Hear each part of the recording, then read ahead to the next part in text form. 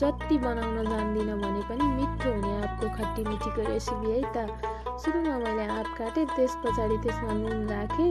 नुन चाहिँ अलिक धेरै राख्नुपर्ने हुन्छ। त्यस पछाडि बेसार राखेँ। बेसार राखिसकेपछि त्यसलाई राम्रोसँग मोलेर त्यसलाई एकछिन छोड्नुपर्ने हुन्छ, किन भन्दा त्यसबाट पानी निस्कन्छ। त्यतिन्जेल चाहिँ म खुर्सानी टिप्नतिर लागेँ।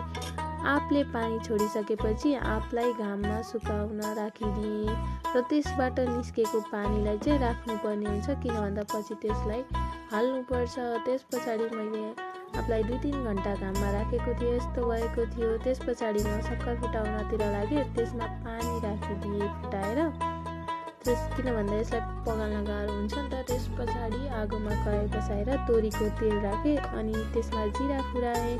हजुरहरूले चाहिँ यसमा सुप अनि सुकेको रातो खुर्सानी फुराउन सक्नुहुन्छ। त्यस पछाडि मैले आँप राखेँ, त्यसलाई चलाएँ अनि यता चाहिँ मैले भेली मिक्स गर्दैछु। त्यस पछाडि आँपबाट अघि निस्केको पानीलाई चाहिँ हामीले यसमा हाल्नुपर्छ। त्यस पछाडि यसमा मैले चिरेर हरियो डल्ले खुर्सानी राखेँ, जिरा धनियाँको धुलो, त्यस पछाडि रातो धुलो खुर्सानी अनि भाङ र तिलको चोट राखेँ। अनि यसमा चाहिँ नुन र बेसार चाहिँ राख्नु पर्दैन, किन भन्दा हामीले अगाडि नै राखिसकेका छौँ। त्यस पछाडि मैले पगालेर राखेको भेली हाल्दैछु। भेली चाहिँ क्वान्टिटी अनुसार थोरै भएको भएर फेरि फुटाएर कराईमै नै हल्का पानी राखेर चलाउँदै पकाउँदै गरेँ। एकछिन पकाइसकेपछि आँपको खट्टी मिठी चाहिँ रेडी भएको थियो।